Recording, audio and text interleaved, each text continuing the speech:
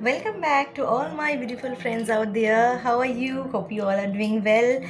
আজকে আমি সুদীপ্তা আবার চলে এসেছি নতুন একটা ভিডিও নিয়ে ইংলিশ ইজ ইজি উইথ সুদীপ্তাতে।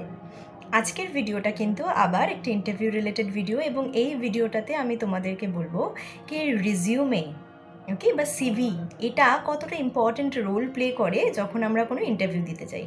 কারণ হচ্ছে দেখা গেছে অনেক সময় ইন্টারভিউতে গিয়েছে স্টুডেন্টরা, তাদের প্রিপারেশন প্রপার রয়েছে, কিন্তু কোথাও না কোথাও তার যে রিজিউম বা যে সিভিটাকে সে সেখানে নিয়ে গেছে তার সাথে, সেটাকে কিন্তু সে প্রপারলি রেডি করেনি। এবং এক্ষেত্রে সবথেকে বড় যে প্রবলেমটা হয় যে তোমার রিজিউমে বা সিভি থেকে যদি কোনো কোয়েশ্চেন্স তোমার কাছে আসে, তাহলে অবভিয়াসলি সেই কোয়েশ্চেনের আনসার কিন্তু তোমার পক্ষে প্রপারলি দেওয়া সম্ভব হবে না। তো কিভাবে আমরা নিজেদের রিজিউমে বা সিভিটাকে প্রপারলি রেডি করতে পারি, কিভাবে আমরা সেগুলোকে তার ইনফরমেশনসগুলোকে রেডি করব, কী কী কোয়েশ্চেন্স আমার রিজিউমে বা সিভি থেকে আসতে পারে, সেই সমস্তটা নিয়ে আজকের ভিডিওটা। আর আশা করছি ভিডিওটা শেষে তোমাদের অনেক কনফিউশনস ক্লিয়ার হবে। তো চলো আর দেরি না করে লেটস গেট স্টার্টেড। তো বন্ধুরা, যদি আমি রিজিউমে বা সিভির ইম্পর্টেন্স তোমাদের কাছে বলতে চাই, তাহলে এটা আমার বলতেই হবে যে ইন্টারভিউতে যেরকম তোমার ইন্ট্রোডাকশন ইম্পর্টেন্ট, তোমার ইন্ট্রোডাকশন থেকে ইন্টারভিউয়াররা তোমার জন্য নেক্সট কোয়েশ্চেন চুজ করে থাকেন, সেরকম তোমার রিজিউমে বা সিভি হচ্ছে সেই সোর্স অফ কোয়েশ্চেন্স যেখান থেকে কিন্তু তোমার লটস অফ কোয়েশ্চেন্স আসতে পারে। এবং আমি বেশিরভাগ ক্ষেত্রে দেখেছি যারা ইন্টারভিউ দিতে যাচ্ছে সেই সমস্ত ক্যান্ডিডেটসরা সিভি ফরম্যাট বা রিজিউমে ফরম্যাট একদম গুগল বাবা করে নিল, আদারওয়াইজ কারোর থেকে জোগাড় করলো কোনো বন্ধু যে রিসেন্টলি সেই সিভি বা রিজিউমে দেখিয়ে চাকরি পেয়েছে, এবং তার থেকে নিয়ে জাস্ট ওটাকে সিম্পল ওর ইনফরমেশনসগুলোকে এডিট করে নিজেরটা দিয়ে দিল, ব্যাস চলো ডান, আমার রিজিউমে বানানো হয়ে গিয়েছে এবং আমি এখন জবে যাওয়ার জন্য একদম পারফেক্টলি আমি রেডি। তো এই ধরনের ক্ষেত্রেই কিন্তু সমস্যাটা সব থেকে বেশি হয়। তার কারণ কখনো কখনো দেখা যায় ডকুমেন্টস যে ইনফরমেশনসগুলো তুমি দিয়েছো সেগুলো প্রপারলি তোমার ডকুমেন্টসের সাথে যাচ্ছে না, এবং কখনো কখনো এটাও দেখা যায় যে স্টুডেন্টসরা নিজেদের সিভিতে তো কিছু আরেক ইনফরমেশনস দিয়েছে, আর অ্যাকচুয়ালি যখন ইন্টারভিউর জিজ্ঞাসা করছেন তখন একটা অন্যই আনসার দিচ্ছে। তো কী করে এই সমস্ত প্রবলেম থেকে আমরা নিজেদেরকে হেল্প করতে পারবো বা এই প্রবলেম থেকে বাঁচতে পারবো, আজকে সেটারই সলিউশন দেবো। আচ্ছা, যদি তোমরা ইন্ট্রোডাকশন রিলেটেড ভিডিওটা এখনও না দেখে থাকো তাহলে আমি কিন্তু ওটা কমেন্ট সেকশনে লিঙ্কটা দিয়ে দেবো, আদারওয়াইজ তোমরা কিন্তু আই বাটনে গিয়েও চেক করে নিতে পারো। আর সিভি বা রিজিউমে বা বায়োডেটা এগুলোর মধ্যে ডিফারেন্স কী, কীভাবে তুমি বানাবে, কী কী জিনিস তোমাকে সেখানে দিতে হবে, সেই সমস্ত রিলেটেড কিন্তু ভিডিওসগুলো আছে। তুমি আই বাটন হোক বা কমেন্ট সেকশন যে কোনো একটা ডেসক্রিপশন বক্স, সেখানে তুমি কিন্তু পেয়ে যাবে। ওকে, তো চলো, যেটা হচ্ছে যখনই তুমি রিজিউমে বানাচ্ছ প্রথমে কিন্তু সেই রিজিউমের যে তোমার পেজের মার্জিনস আছে সেটা কিন্তু তোমাকে খেয়াল রাখতে হবে। ওকে, নেক্সট ইম্পর্টেন্ট পার্ট হচ্ছে যে তুমি যে রিজিউমেতে পার্সেন্টেজগুলো দিচ্ছ তোমার এডুকেশনাল কোয়ালিফিকেশনসের, মেক শিওর সেই পার্সেন্টেজগুলো যেন তুমি র্যান্ডম বসাচ্ছ না, সেগুলো যেন জেনুইন পার্সেন্টেজেস হয়। অনেক সময় আমরা ভাবি ও ঠিক আছে 86 না 85 কত পেয়েছিলাম যেন, হ্যাঁ 80-র উপরে, মানে অ্যাভারেজ ওভারঅল একটা কিছু দিয়ে দে। তো সেক্ষেত্রে আলটিমেটলি দেখা যায় ইন্টারভিউতে গিয়ে কিন্তু এই প্রবলেমটা স্টুডেন্টরা ফেস করে।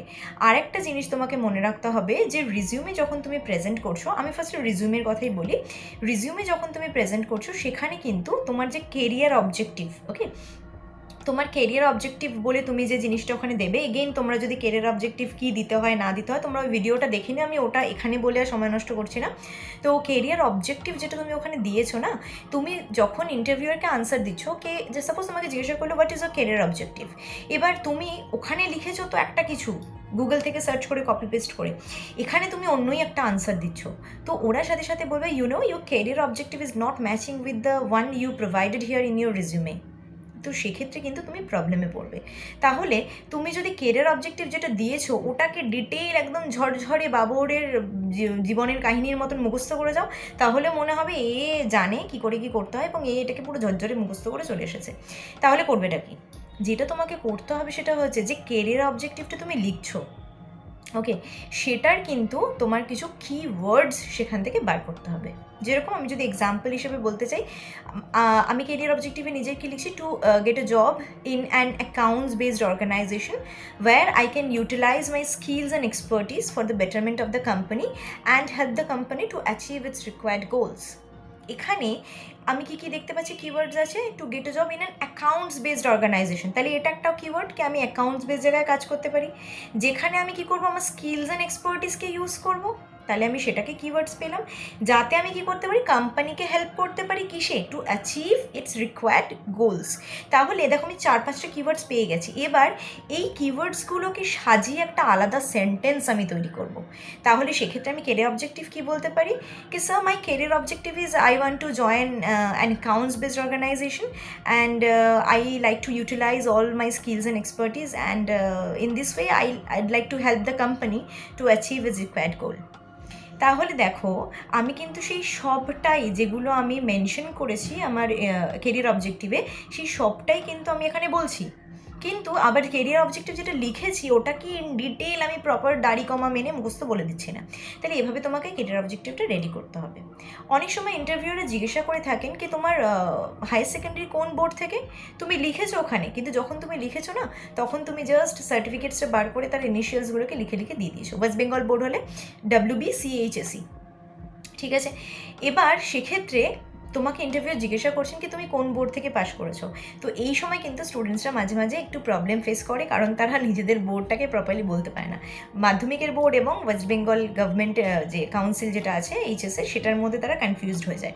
তো সেক্ষেত্রে এটাকে একটু ভালো করে রেডি করবে। পার্সেন্টেজ কত তুমি পেয়েছো সেটা, ঠিক আছে, সেটা তোমাকে ইন্টারভিউতে তোমার মুখ থেকে জানতে চাইছে কি আচ্ছা তোমার তাহলে গ্র্যাজুয়েশনে কত পার্সেন্টেজ ছিল। এবার ওই যে বললাম যে নিজের সিভিটা যদি নিজে না বানিয়ে এরকম কোনো বন্ধু আছে যে আমার ইনফরমেশনসটা জানে, আমার সিভি বানিয়ে দিয়েছে, তারা কিন্তু এই জায়গায় একদম মোক্ষম বিপদে পড়বে।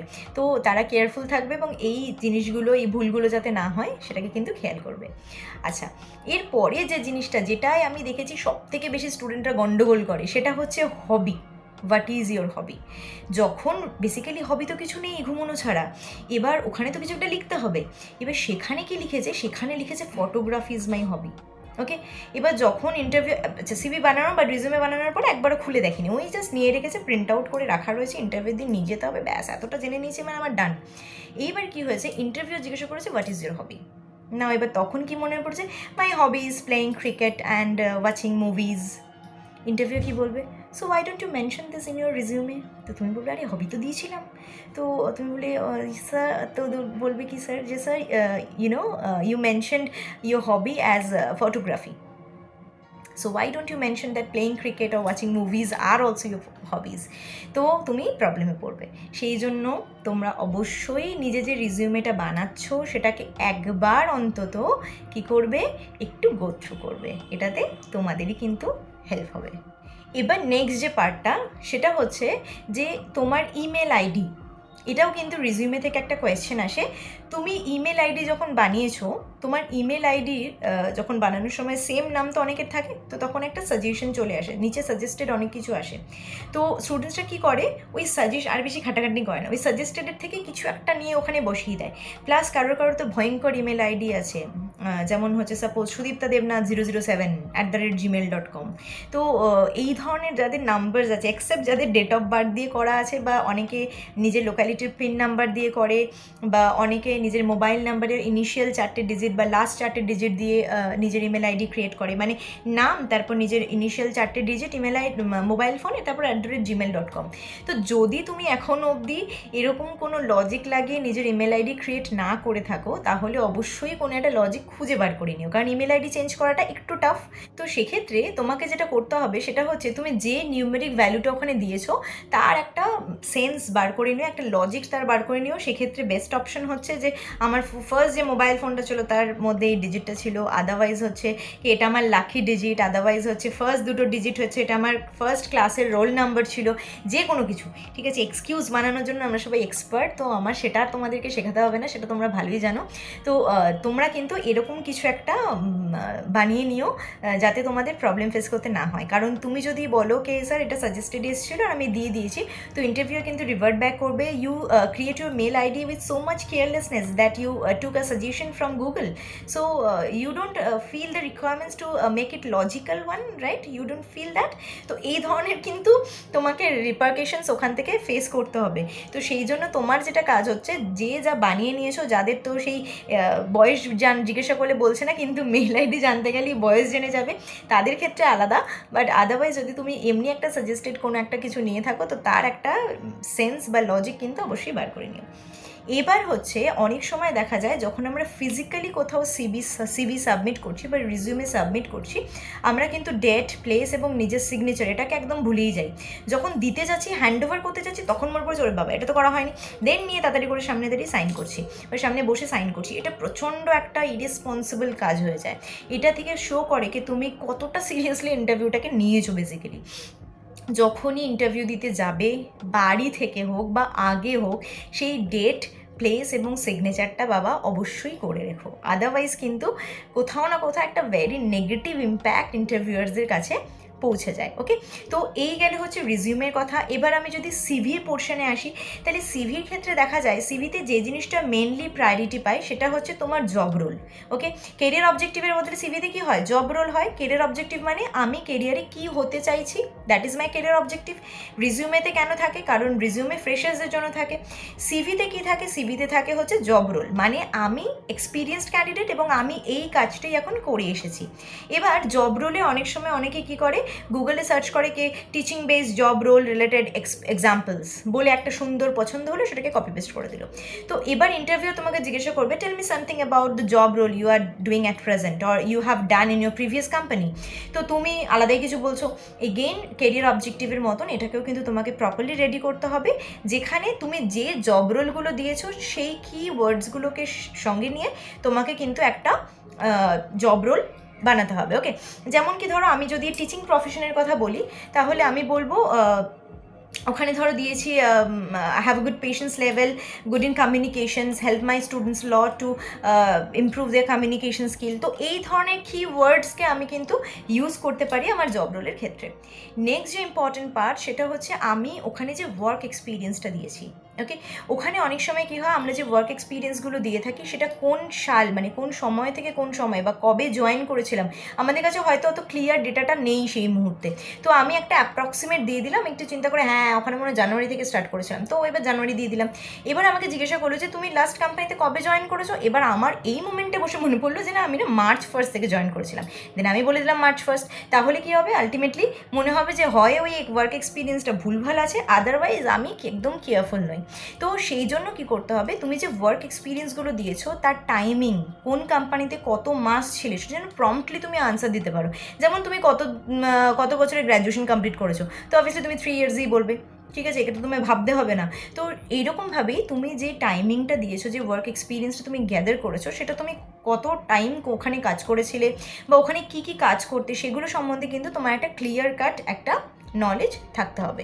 ওকে, এবং তার সাথে সাথে হচ্ছে যে তুমি যে যে টেকনিক্যাল স্কিলস ওখানে প্রোভাইড করেছো, লাইক তুমি ধরো বলছো কি আমি ট্যালি শিখেছি, আমি এমএস অফিস শিখেছি, তো এটা তুমি রিজিউমে বা সিভিতে পয়েন্ট আউট করেছো। তো এমএস অফিসের কোন ভার্সনটা শিখেছো, ঠিক আছে, ট্যালির কোন ভার্সনটা শিখেছো, কোন ভার্সনে তুমি লাস্ট কাজ করে এসেছো, আচ্ছা কত বছর তুমি ট্যালিতে তোমার এক্সপিরিয়েন্স আছে।